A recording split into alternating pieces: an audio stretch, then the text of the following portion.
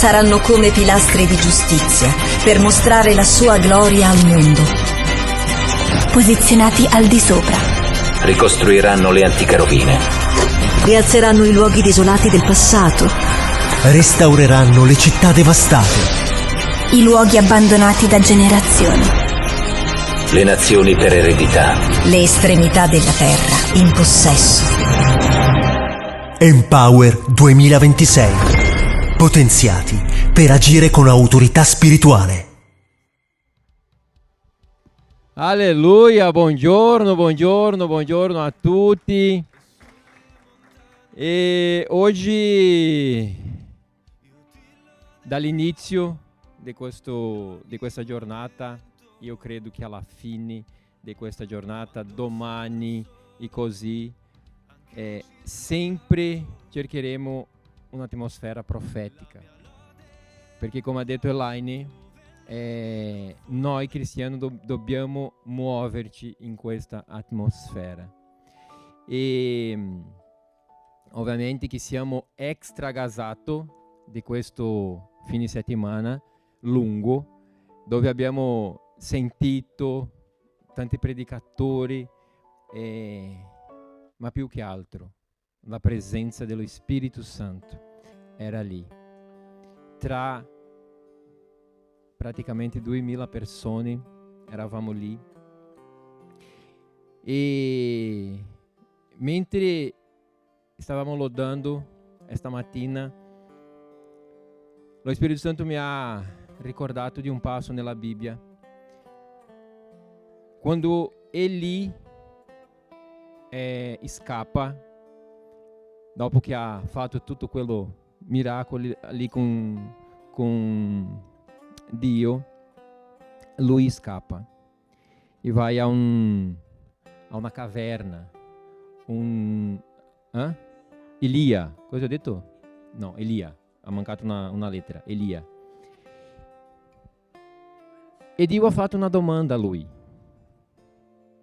mentre lui era dentro di quella spelonca, dice la Bibbia, no? Cosa ci fai qui? E lo Spirito Santo mi faceva questa domanda, però per la Chiesa. Cosa fate qui? Cosa fate qui nella domenica? Per chi tu vieni nella domenica? E lo Spirito Santo mi diceva così: io sono qua. Il peso della mia presenza è dentro della mia Chiesa. Benvenuti.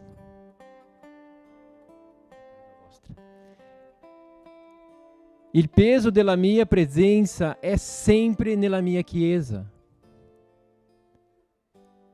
Ma diversi di voi non riescono a sentirla.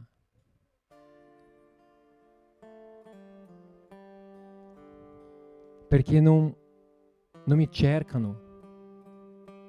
Non cercano la mia faccia, il mio viso. Cercano quello che io posso fare. E lo Spirito Santo mi diceva: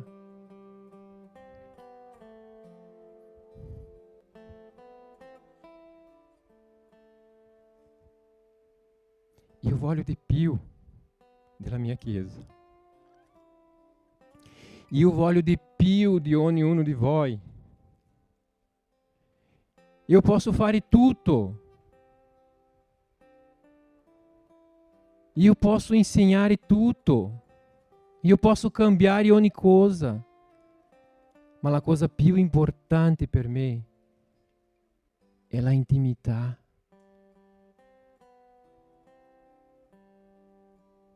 È che possiate guardare nei miei occhi e vedere il mio riflesso in te.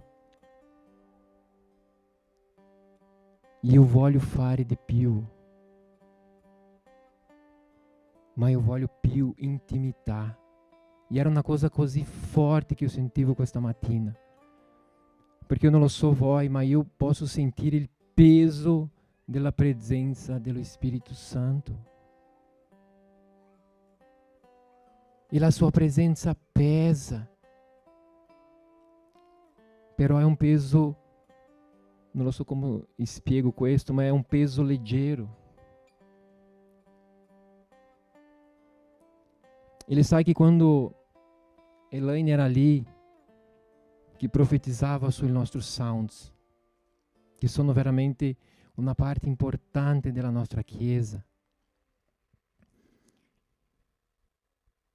io vedevo Carla era tipo una specie di scrivania.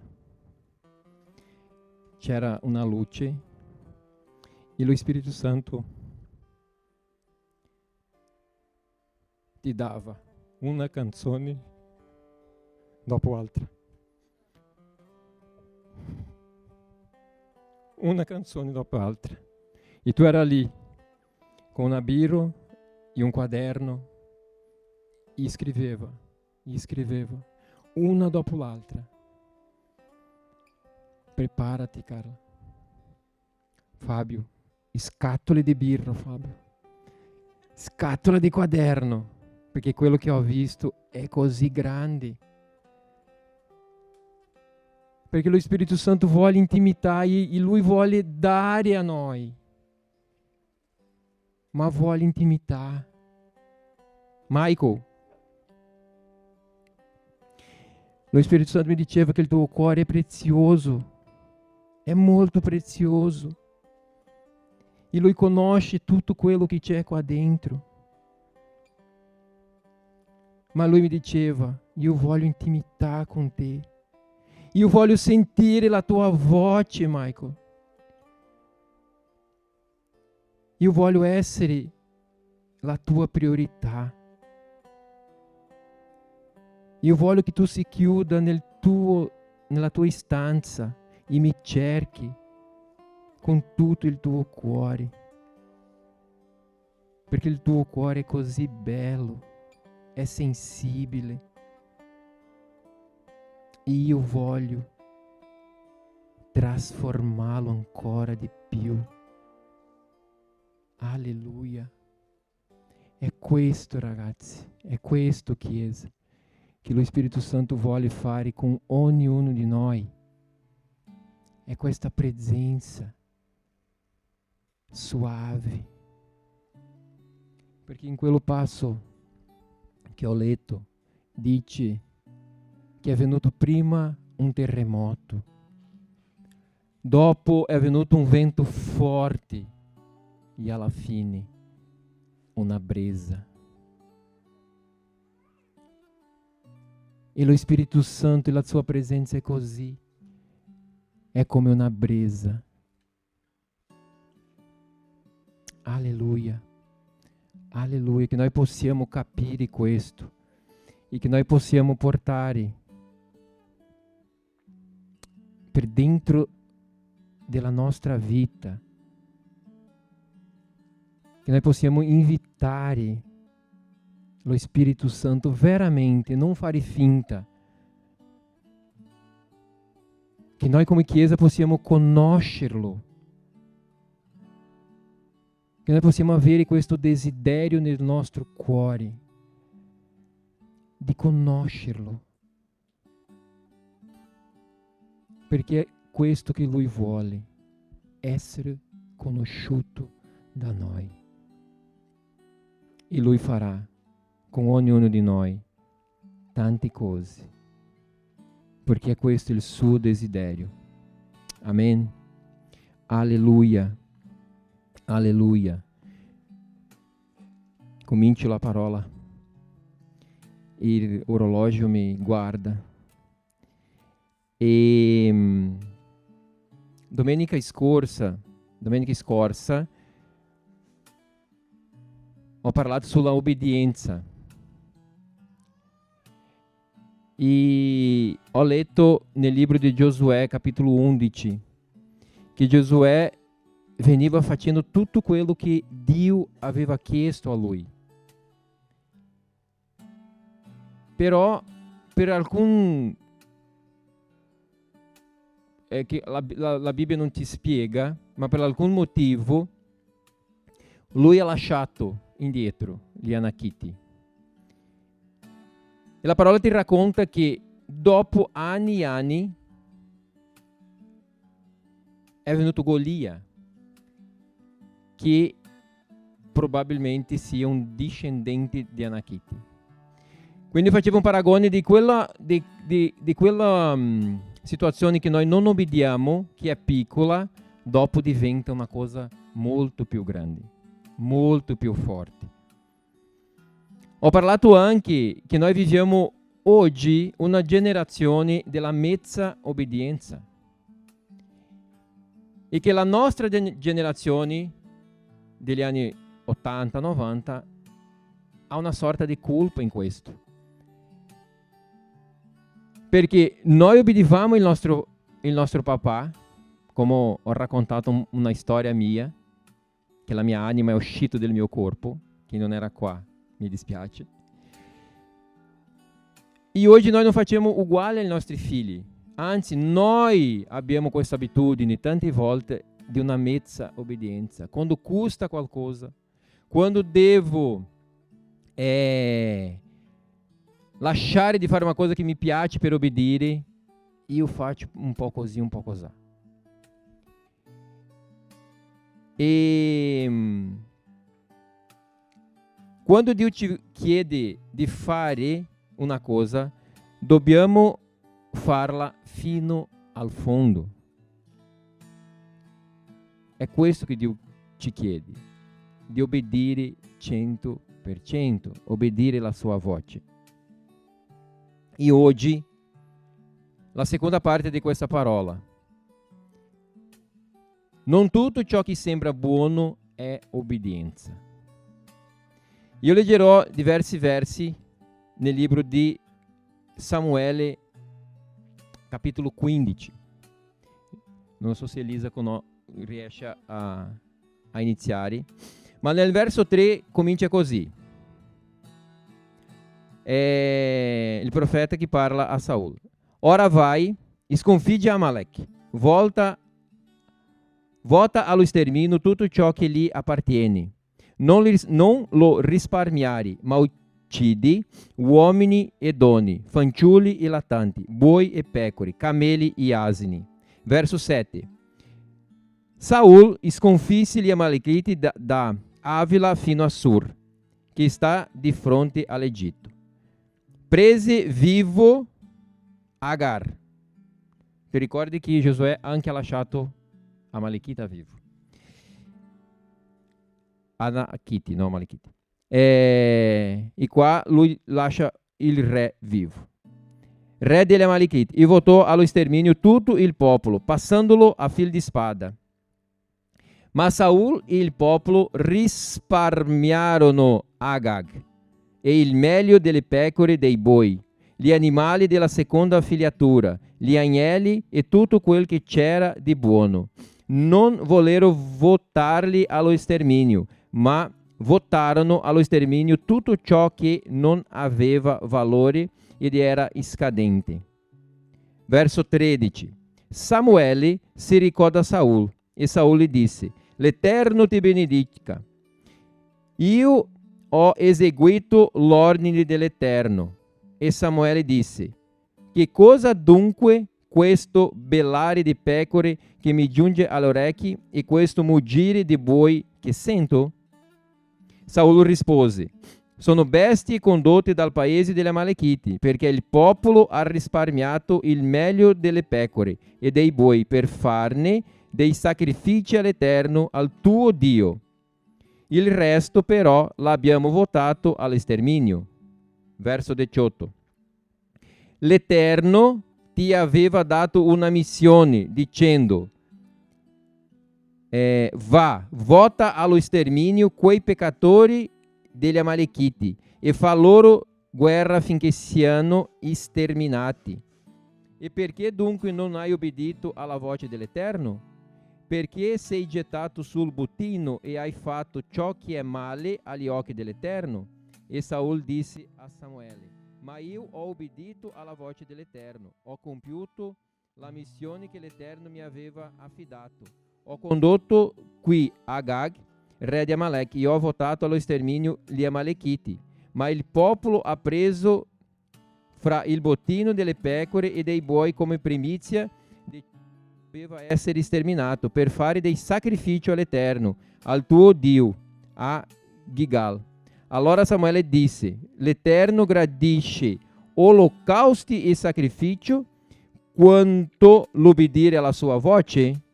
Ecco, l'obbedienza è meglio del sacrificio e dare ascolto vale più del grasso dei montoni, poiché la ribellione è come il peccato della divinazione e l'ostinatezza è come l'adorazione degli idoli e degli dei domestici. Poiché tu hai rigettato la parola dell'Eterno, anche egli ti rigetta come re. Alleluia. Grazie Signore, grazie Spirito Santo per la tua presenza. Grazie Spirito Santo per la tua libertà. Grazie Spirito Santo perché siamo qua stamattina per ascoltare e sentire della tua parola. Dio, nel nome di Gesù noi ti chiediamo adesso che i nostri orecchi spirituali, il nostro cuore, il nostro spirito sia attento a tutto quello che tu vuoi dire a ognuno di noi, nel nome di Gesù. Amen. Alleluia. In questo passo vediamo una storia di questo re e non è stata la prima volta che Saul disobbediva al Signore. Se torniamo un po' indietro, nel capitolo 13, lui aveva ricevuto un messaggio del profeta Samuele di aspettare che lui arrivasse per fare il sacrificio. E Dio, per provare il suo cuore, ha fatto con che Samuele arrivasse in ritardo di 7 giorni. E Saul, nella sua ansia, nella sua mancanza di fiducia, perché la disobbedienza è anche una mancanza di fiducia, di fede e tante altre cose, non ha aspettato. Lui ha fatto il sacrificio prima che Samuele arrivasse. E qua lui disobbedisce un'altra volta a un decreto del Signore. E se guardiamo tanto nel capitolo 13 quanto nel capitolo 15, Saul non ha fatto niente di brutto, perché nel capitolo 13 lui fa un sacrificio al Signore. Nel capitolo 15 lui non stermina quello buoi, pecore, quella cosa lì, per fare anche un sacrificio al Signore. Então possiamo guardare e dire, ma cosa lui ha fatto di male? Sta facendo qualcosa per il Signore. Ma cosa il Signore aveva chiesto a lui?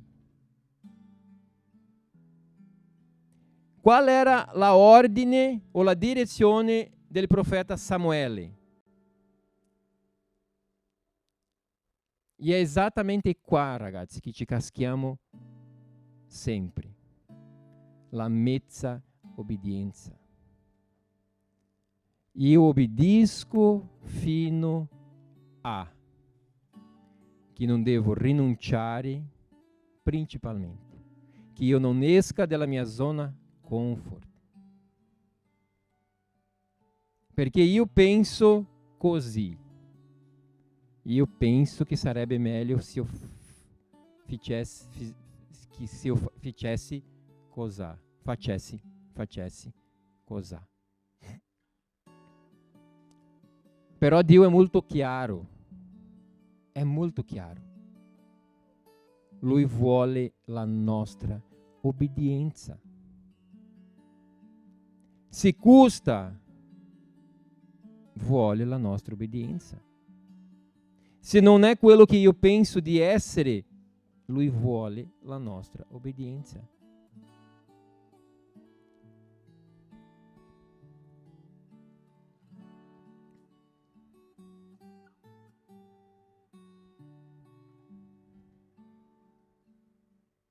E oggi, se guardiamo la nostra vita, quanti mezzi di obbedienza ci sono? Quante scuse per non obbedire?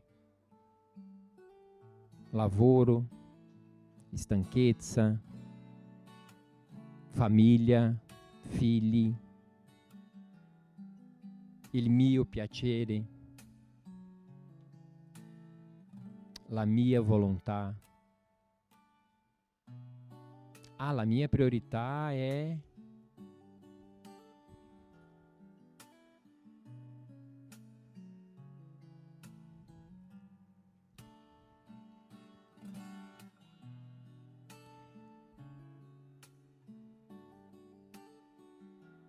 alcuni giorni fa, forse un mese, eu era em um live e la leader stava ministrando su la Valle de Ossa Seca. La Valle delle Ossa Seca, ecco.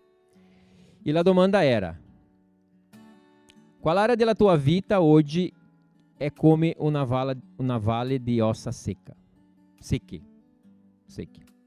Non fa senso questa cosa per noi brasiliani. Valle di ossa secche. È secca. È sbagliato o italiano? Sì.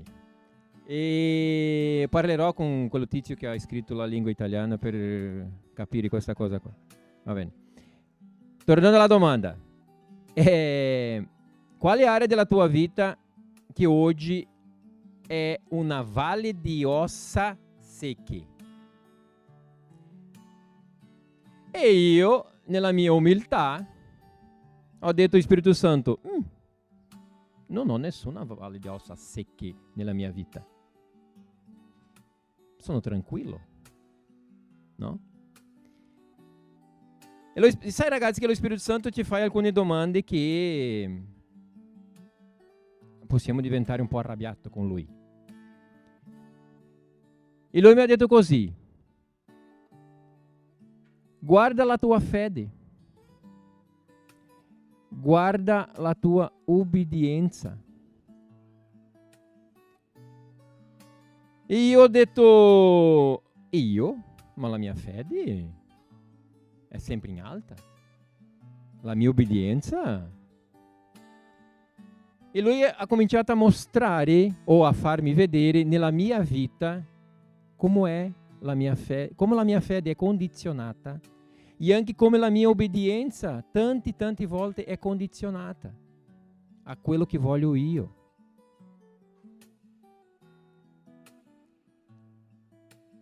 E io sono veramente stato in shock. Come posso io, davanti a un Dio così grande, tante volte, negoziare questo tipo di principi? Come posso? E lui mi ha fatto un'altra domanda, che è ancora peggio. Ora guarda la mia chiesa. E quando parlo chiesa, non parlo di Sabaoth, io parlo della sua chiesa. La sua chiesa.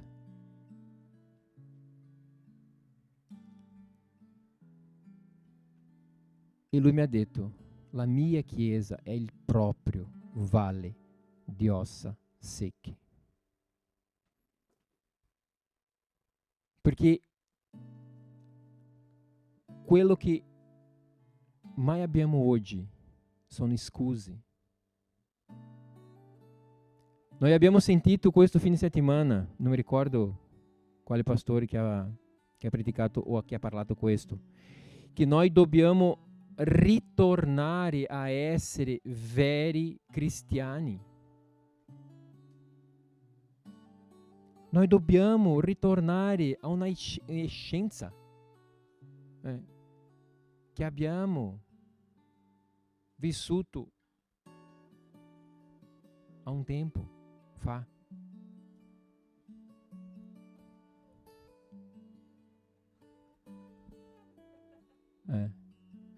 Ragazzi, stiamo scherzando di essere cristiani.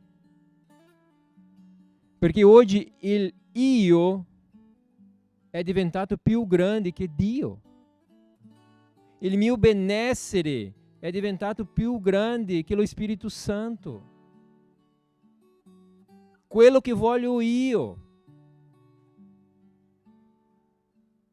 E questa è una chiamata di attenzione a tutti noi. È serio.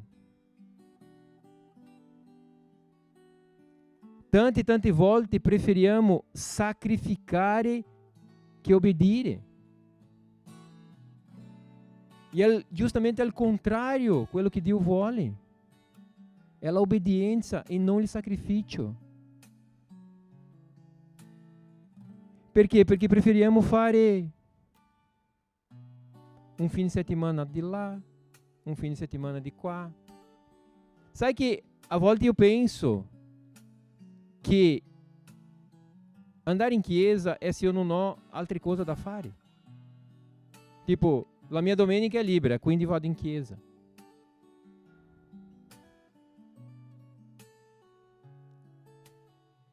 Invece dovrebbe essere al contrario. Qual è la nostra priorità? Dove andiamo se stiamo attraversando una situazione difficile? Cerchiamo Dio, lo Spirito Santo.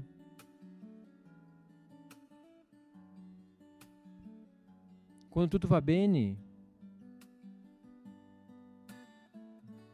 e non sto dicendo di non prendere un fine settimana, siamo adulti, non siamo bimbi, siamo adulti.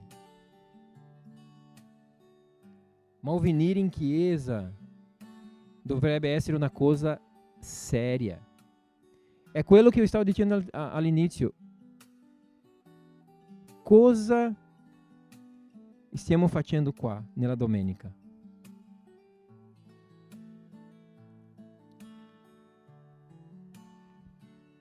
Sentire una bella canzone? Forse sentire una predica? Sentire un pastore che ancora sta imparando a parlare bene italiano?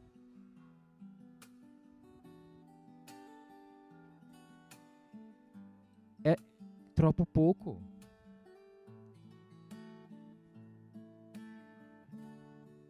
Sai ragazzi, dobbiamo avere questo desiderio nel nostro cuore di fare parte di una storia che il Signore ci ha chiamato per fare. Noi siamo qua in questa città per fare cosa? Per cambiare l'atmosfera, per cambiare la storia religiosa di questa nazione, di questa città, del nostro quartiere, della nostra scuola. E come faremo questo se non abbiamo una voglia di venire in chiesa o se la priorità di venire in chiesa non è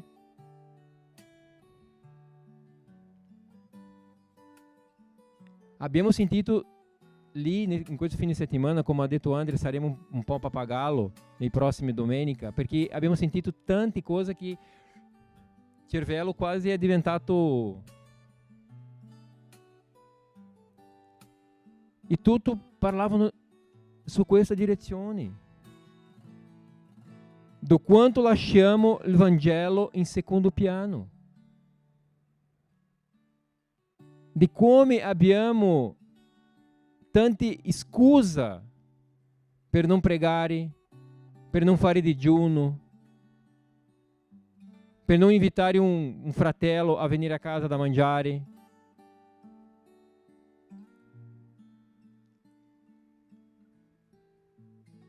Forse per non fare un macchio nel suo divano bianco di peluche, veluto, ecco, con Coca-Cola. Stiamo parlando tanto di unità. E la unità passa per la ubbidienza alla parola, alla Chiesa.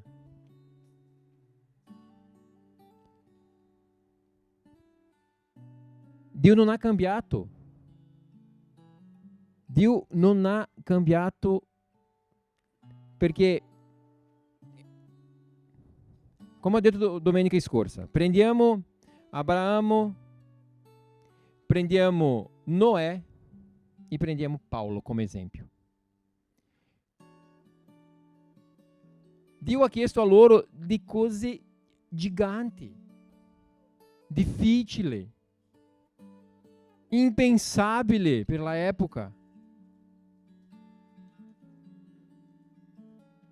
Ma in nessun momento della Bibbia che leggiamo su questi tre, che ho preso questi tre, ma c'è tanti altri, l'obbedienza mai è stata messa in discussione. Mai. O tu pensa che è facile fare un'arca da nulla? Andare in prigione, essere umiliato, quasi morto, per amore a questo Vangelo che a volte noi diamo per scontato.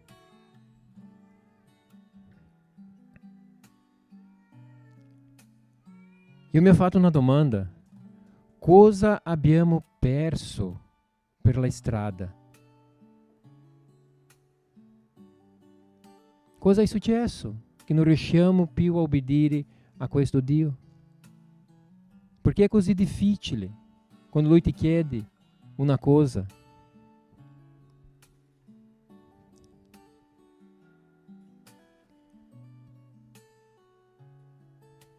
Un altro punto: a cosa e a chi devo obbedire? Perché questo è importante anche. Io ho preso qua un testo che Glenda ha letto in quella in quello mercoledì che abbiamo avuto di adorazione, che è stato anche meraviglioso. Stavo costruendo questa parola e quello versetto lì è entrato come una luva, una guanti. Non so se c'è questo detto qua in Italia, come una guanti. È un versetto di Luca capitolo 5, verso 4, dice così: come ebbe terminato di parlare, disse a Simone, Gesù parlando: prendi il largo e gettate le vostre reti per pescare. Simone rispose: Maestro, tutta la notte ci siamo affaticati e non abbiamo preso nulla, però secondo la tua parola getterò le reti. E fatto così, presero un tal quantità di pesci che le loro reti si rompevano. Tante volte siamo stanchi, siamo sovraccarichi o scoraggiati, perché stiamo cercando di risolvere al nostro modo le cose. E Dio è lì, che urla, che parla, che manda i profeti da parlare, e tante volte noi ancora non obbediamo. E in questo passo noi vediamo che il discepolo parla: siamo stanchi, abbiamo provato, non siamo riusciti a risolvere. E noi stiamo parlando di professionisti, non è che era la prima volta che loro stavano lì a pescare. E questo mi dice una cosa: tante volte noi pensiamo di sapere fare le cose. Tante volte per la nostra esperienza noi sappiamo di no, questa io risolvo, io riesco a fare, e non chiediamo allo Spirito Santo, non chiediamo una direzione. E lo sai che lo Spirito Santo, Lui parla uguale, e tante volte noi facciamo finta di non ascoltarlo e non obbediamo e vogliamo fare al nostro modo. E lì viene la fatica, la stanchezza, l'ansia, depressione, ira,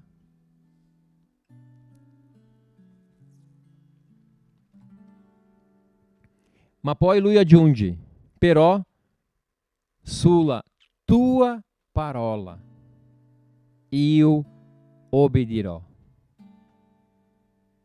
Quindi a chi dobbiamo obbedire? A parola. Dobbiamo obbedire allo Spirito Santo. Dobbiamo obbedire all'autorità che è messa sopra la tua vita.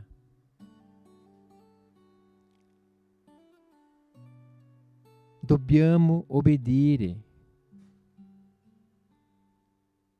È così che funziona il regno del nostro Signore, obbedendo a Lui, ai Suoi principi, ai Suoi decreti. E come noi riusciremo a essere una Chiesa che obbedisce? Intimità. Non c'è un'altra parola, un'altra maniera. È nella intimità con lo Spirito Santo. È nei momenti insieme. È nei nostri life group. È nelle nostre riunioni di preghiere.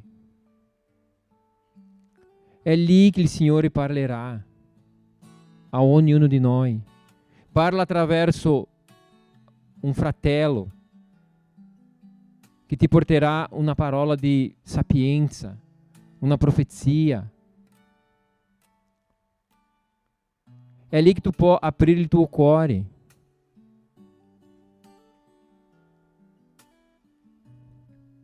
Ma dobbiamo essere obbedienti. Il pastore Edivaldo ha condiviso quel giorno lì, che è stato qua, alcuni momenti dell'inizio della nostra Chiesa. E sai ragazzi, che se siamo qua oggi, grazie a Dio, è perché noi obbediamo a una direzione che Lui ci ha dato. È stato facile? Ovvio di no. Ci abbiamo raccontato alcune storie delle multe, di difficoltà, di propria ispirazione di non avere una casa, di tu chiamare un'agenzia e nel tuo buongiorno la seconda frase era non abbiamo la disponibilità. Mai contratto indeterminato, signora? Ma cos'è contratto indeterminato? La busta paga, era questo, no? Mai una busta paga? Sì, abbiamo una busta paga, ah, ma voglio 2. Era così. E scherzavano davanti a noi perché non parlavamo bene. Mai nella mia vita ho sentito preconcetto. Ecco, e è successo qua con me. Una volta io e Pastor Edivaldo, come eravamo innocenti, siamo andati a quello negozio di macchina vicino a Porsche, Bonaldi. Siamo andati lì per vedere una macchina. Eravamo abituati in Brasile che arriva, viene un venditore, cosa vuole, come vuoi pagare, questa è la macchina che ho, più o meno così. Noi entriamo lì, parlavamo 3 o 4 parole in italiano, forse 5, e con quello lì parlavamo tutti i giorni, era una cosa bellissima. E quella ragazza della reception è venuta, proviamo di parlare con lei e mi sa che non è andato bene.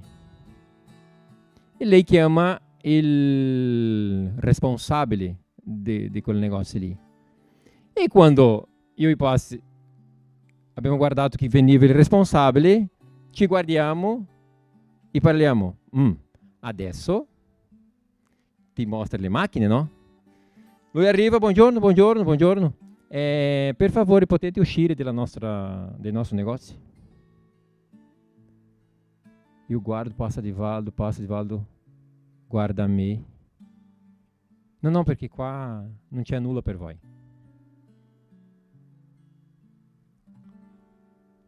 Pensate voi come è diventato il nostro cuore in quel momento.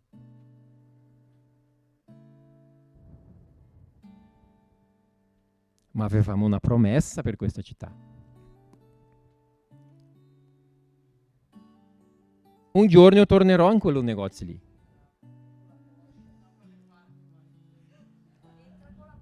No, tornerò lì solo per parlare con quell'uomo. Perché la colpa non è loro. La colpa non è di lui o di lei. È perché Dio stava provando il nostro cuore.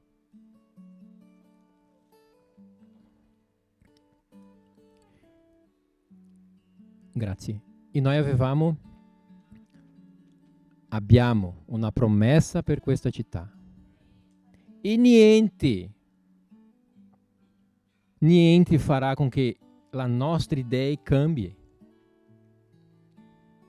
Salvo che Dio dica, guarda, è ora di andare in un altro posto. Un po' più difficile che questo. Scherzo.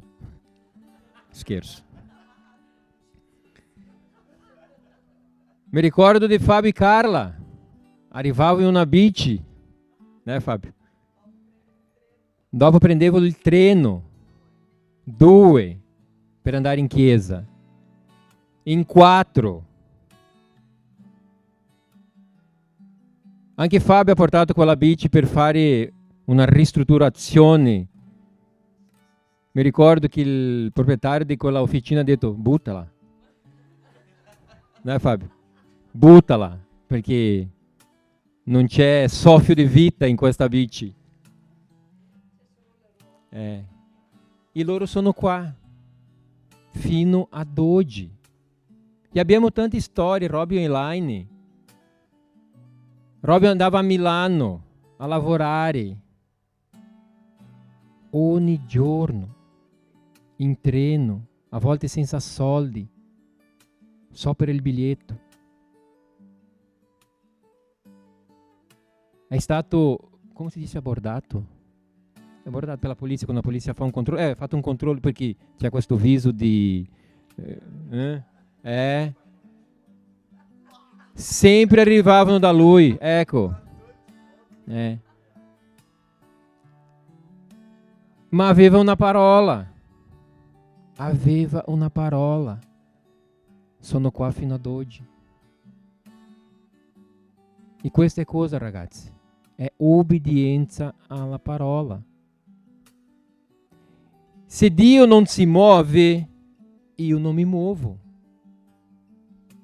Se lo Spirito Santo non mi guida per una strada, io non vado. Allora se Dio dice vai, Chiesa, puoi avere qualsiasi cosa in quella strada. Allora parlo per mia moglie. Noi andiamo. Perché non è per la nostra forza, è per la nostra obbedienza. È facile? Non è facile. Confortevole? Non è confortevole. Ma la vittoria che Dio ci dà, c'è un sapore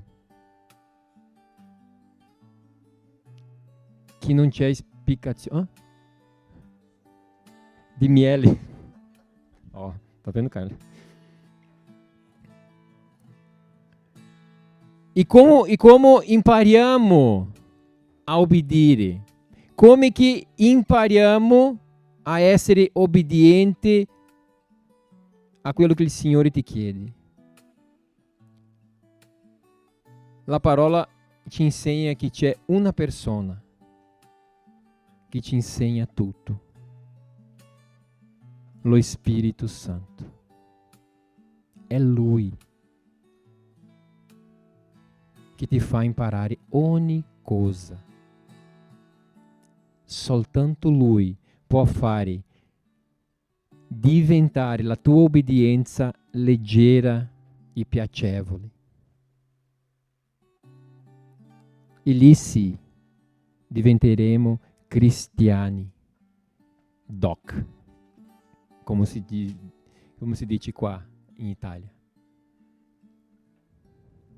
Ma è una decisione di ognuno, è una decisione personale. Perché non possiamo venire in chiesa soltanto per quello che Dio può fare. Noi non possiamo venire in chiesa soltanto per avere una scusa. Ah, sono andato. Check. Domenica sono andato in chiesa. Noi dobbiamo andare in più profondità. Dobbiamo avere questo desiderio nel nostro cuore di conoscere lo Spirito Santo, di essere amico dello Spirito Santo. Come ha detto un pastore ieri, mentre lui vestiva il suo abito, lo Spirito Santo ha detto: no, questo no, vai con quell'altro. Guarda la intimità, che lo Spirito Santo parla anche il vestito che tu devi usare. Quello lì per me ha toccato nel mio profondo. Perché a volte ci ricordiamo dello Spirito Santo só quando dobbiamo prendere una decisione, forse cambiare lavoro, cambiare casa, cambiare macchine, la moglie no. Invece non è così, ragazzi. Non è così, Chiesa. Lo Spirito Santo vuole stare con te in ogni decisione. In ogni decisione. Perché la parola anche dice che Lui conosce il tuo cuore meglio di te. Lui scruta il tuo cuore.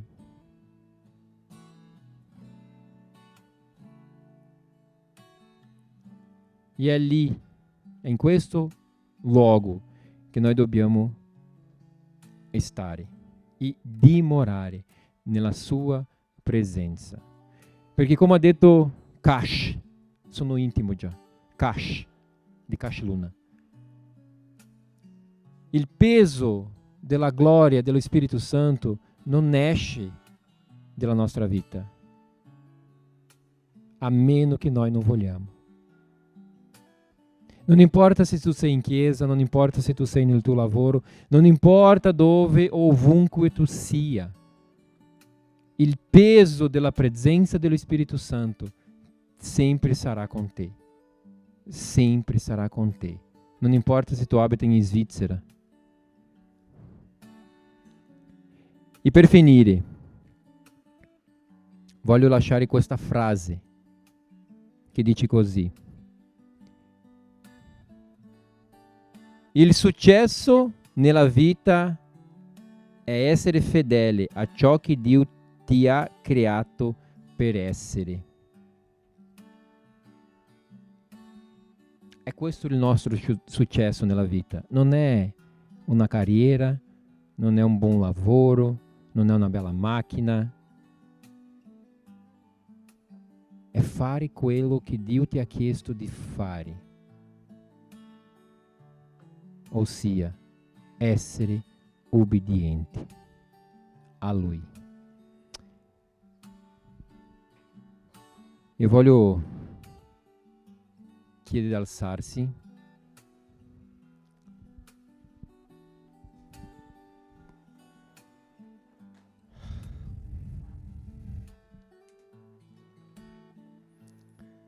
Io condividerò una cosa con voi.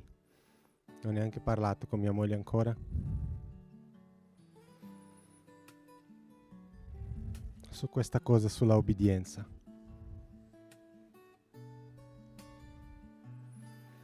non è per portarvi peso, perché quello che Dio fa è individualmente. Questa è la nostra scelta, come ha detto Past. Io parlo per noi. Elaine e Eloa andranno in Brasile il 15 maggio. Staranno lì per 40 giorni. Uno dello scopo di questo viaggio è stare insieme ai parenti, ai suoi. Eloa è uscita di là piccola, aveva 1 anno e mezzo, non si ricorda neanche delle persone.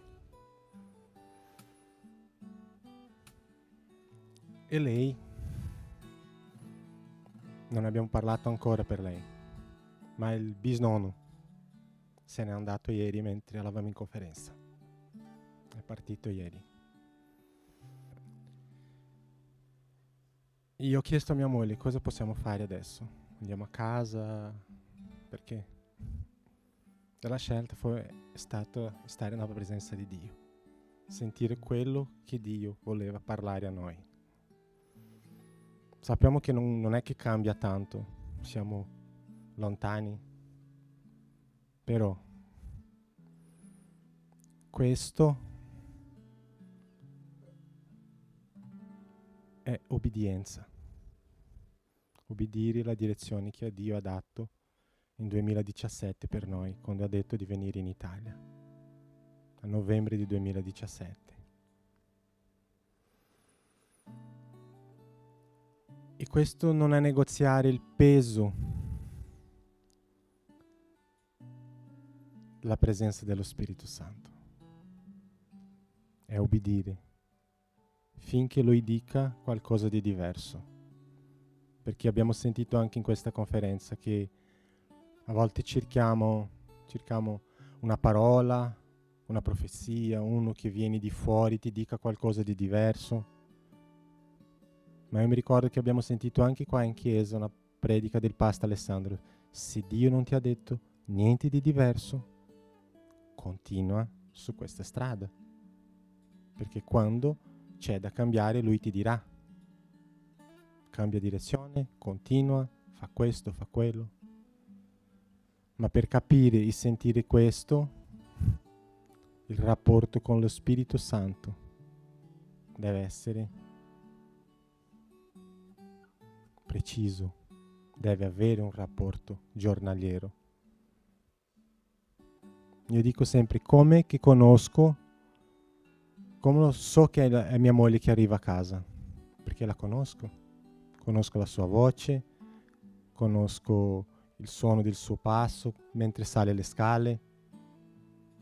E a volte non sentiamo lo Spirito Santo e non capiamo cosa vuole Lui perché non abbiamo un rapporto con Lui. Quindi non conosciamo la sua voce, non conosciamo i suoi passi perché sappiamo che Lui è una persona, non conosciamo il suo respiro, non conosciamo il suo tocco per dire di qua, di là, fermati. È quello che vorrei condividere con voi oggi. Obbedienza. Allo stesso tempo che la salvezza non ha costato niente, l'obbedienza non ha costato niente per noi, perché per il cielo ha costato tutto. All'obbedienza per noi, e abbiamo sentito anche questo, ti porterà a luoghi che la nostra mente non riesce a immaginare, quello che Dio ha per noi. E non solo di luoghi pratici, posti, ma è un luogo dove il nostro spirito è così allineato al suo che non sentiremo la mancanza di nulla. Lui ci basterà,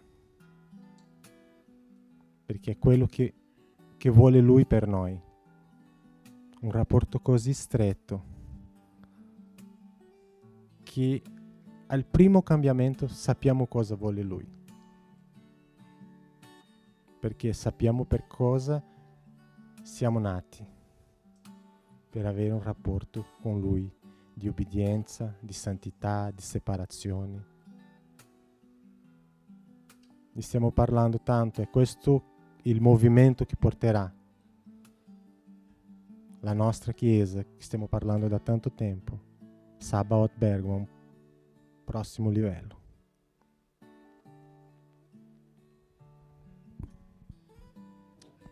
Grazie. João, tira a música, por favor.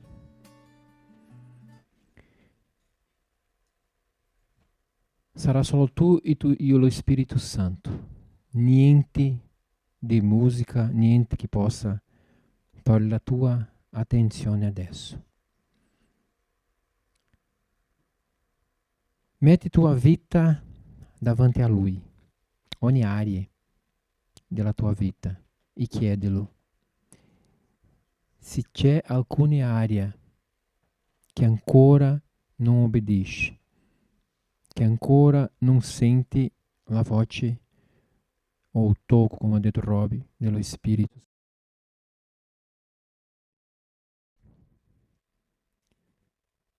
La presenza dello Spirito Santo è qua. Io credo, io sento questo. E Lui è personale. Lui è personale. Quindi adesso per alcuni minuti Lui è davanti a te e vuole ascoltare la tua voce. Parla con Lui, ascolta Lui, senti la sua presenza. Ora cantare.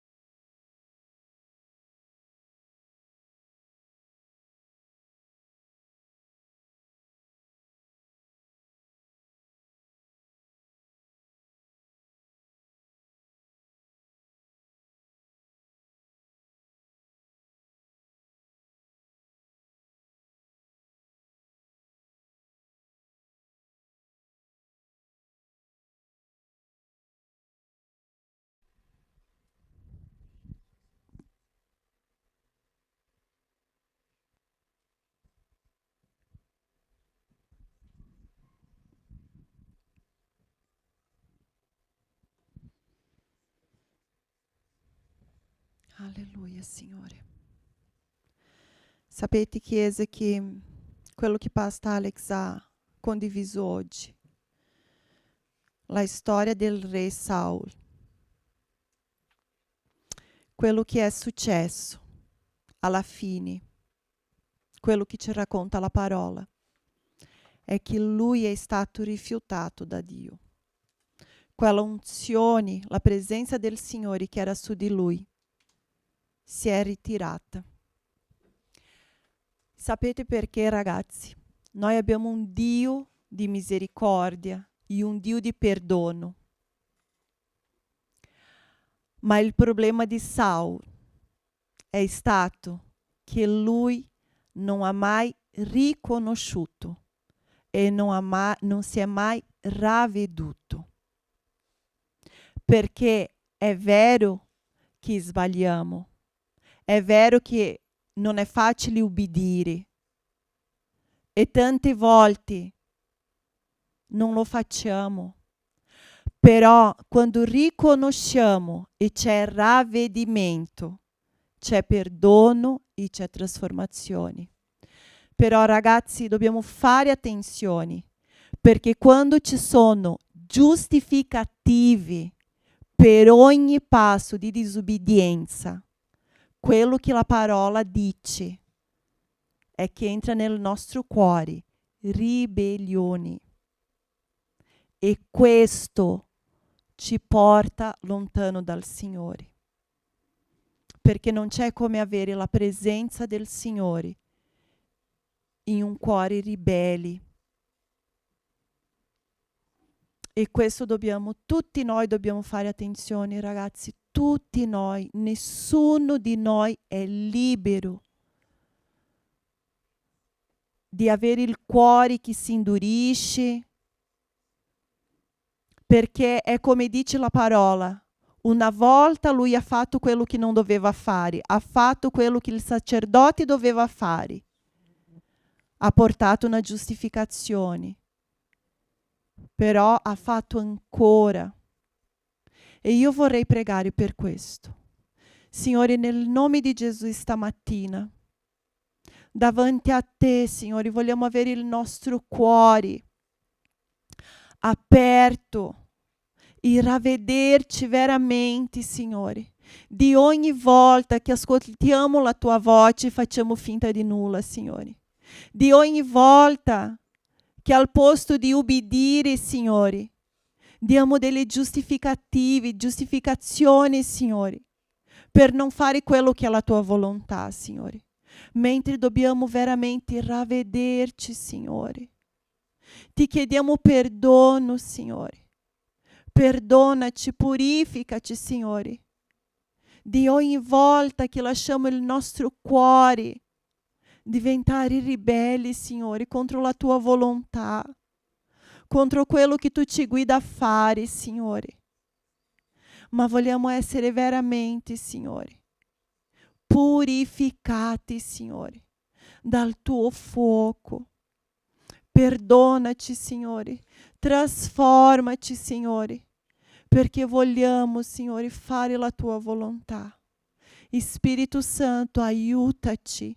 Aiutaci, perché sappiamo che sono cose che non possiamo fare per noi stessi, se non abbiamo la tua presenza che ci aiuta, che ci insegna e che ci guida in ogni cosa, nel nome di Gesù.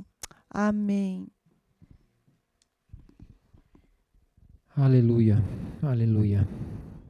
Grazie Signore, grazie per questa mattina. Grazie Signore perché la presenza del tuo Spirito Santo è qua con noi, Signore. Grazie Spirito Santo perché io credo che tu hai fatto un tocco diverso in ogni cuore qua oggi, Signore.